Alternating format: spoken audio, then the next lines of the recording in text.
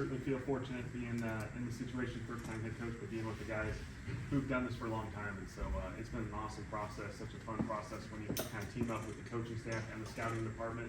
We do a lot of work over the last couple months, and it's a really good environment. When do you feel like, Coach, like Mike said, welcome, when do you think or feel like things will kind of slow down for you? Because it's all still new. it's all still new. Yeah. And you have some guys, you know, like you said, that have, I don't want to say been there, done that, but have been through the process. But ultimately, this is yours. You know, this is your team. And how you construct it, how you guys construct it together, that's going to be what's you're most comfortable doing. But, you know, at some point you want it to slow down. Are we there yet, or will that be a while? I think ultimately the humor part of this is it feels very much like a desk job early in the process, and there's a lot of work behind the scenes, and the players have been here now for basically 2 weeks, and it feels like the more time you spend around the players, the more it gets back to probably the part that you really love the most, which is just being around those guys and investing in them and spending time around them. And so, the more we're out on that field, the more you start feeling like it's the normal routine you're used to. Yeah, not the desk job, the duties. I mean, because as a head coach, it's not just coaching. I am responsible for 53 guys, and that's not counting my practice squad, but there are other duties and things that you have to do. And so I have one. I've been around a couple of different head coaches playing for them, kind of like yourself, but a lot of those guys, from a scheduling standpoint, do you have your summer schedule already made out? As far as, hey, this is how I want my practice to go. This is the periods that we're going to go in.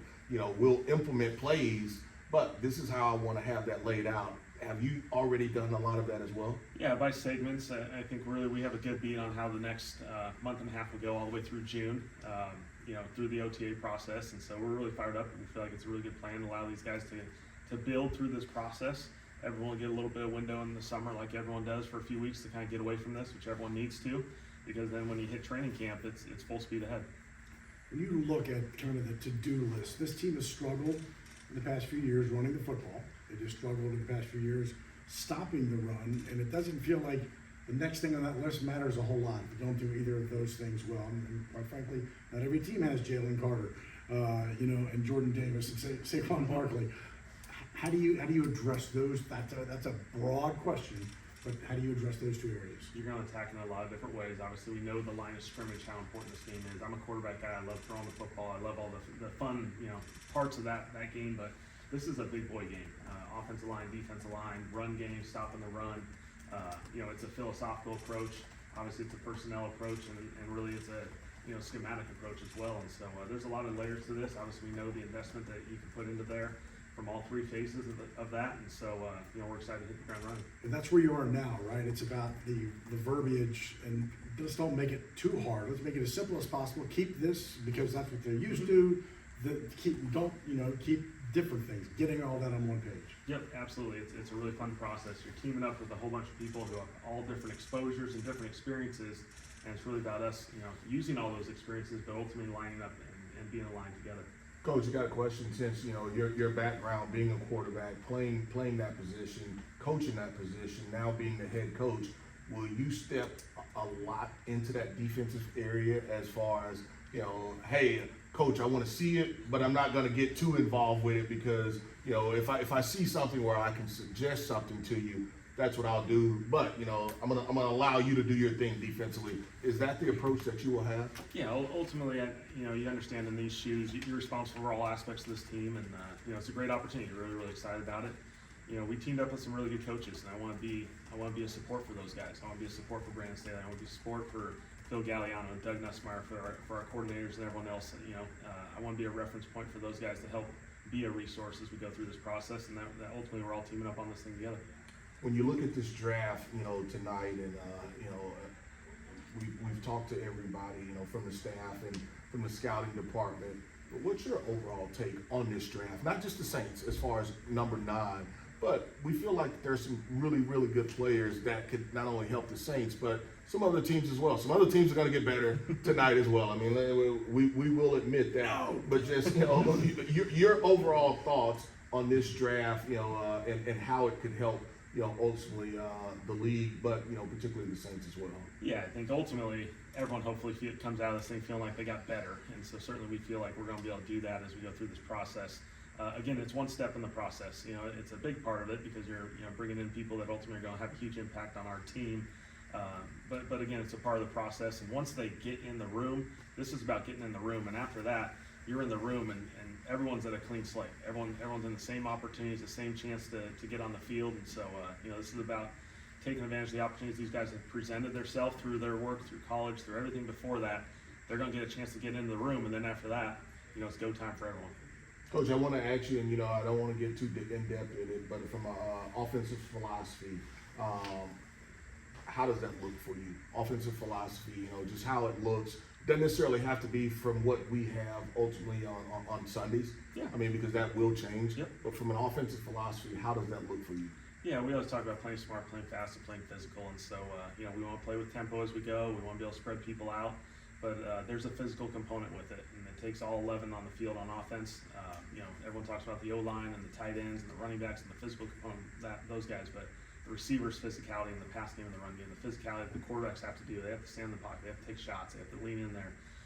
It's going to take every single guy on our team to build that identity and continue to grow as we grow. What it looks like, 11 personnel, 12 personnel, whatever it may be, that's where, you build it around whoever you have on the field and adjust accordingly. From a quarterback standpoint, how much control will he have? Will he have the option to be able to go up there? Hey, I don't like this play. Coach, you've given me the right. Some plays I'm going to run it. It's a run it situation, but I don't like this play. I've studied it. We've met enough I can get out of this play. I see 4 strong over there. Yep. I want to get out of it, and I want to check to a run, or I want to check high. Will that? And I don't care what quarterback it is. He's got to be able to do it. 100%. Is that something that's in this system? You always want the quarterbacks to have the tools in the toolbox, and I think it's really, really important. And every guy's at different stages in their career, and so you want to allow them to play fast and play confident while giving them the tools. And you don't want to give them too much that it bears them down. But again, giving those guys, they got the best seat in the house. They get to see it right there, right in front of them. They know the things that they can utilize and different tools. And I think when you empower those guys, they have the confidence, and then it breeds into the rest of the offense. They feel the confidence that guy has. And it's an evolution, right? None of this happens right away. Nope. This defense going to an evolution to a 3-4 with Brandon. So it just feels like rather than jam a player into your scheme, you get the players. What are their skill sets? Let's develop the scheme around them. Absolutely. I think we all have preferences. We all have philosophical approaches that we're going to lean into. But I think it's important to have the flexibility. The seasons are really long in the NFL. It's a marathon at times during the regular season. You got to be able to play different styles based off the matchups that you play, but also based off your personnel, who's available, who's not available. There's going to be a game we're going to play a shootout. You're going to throw it 50 times. Then there's another game that's going to be a grinded out, run it 50 times. You got to have the ability to play in those different landscapes. Coach, have you had a chance to really get into the city and explore New Orleans a lot yet, or not yet? I'm getting there. It's been such an awesome experience here in the short while. We got the family here a few weeks ago, so now we're full time. We're locked in, and it's been great. And it's going to get better. I got to just quickly. You were here for the Super Bowl, right? In these hallways, did your mind ever wander, just going, yeah? Because at that point, a lot of the coaches had dropped out. What was that like? It was a really fun process to be here, part of the Super Bowl, to experience the city of New Orleans in that setting, just the great showcase that it was for the city.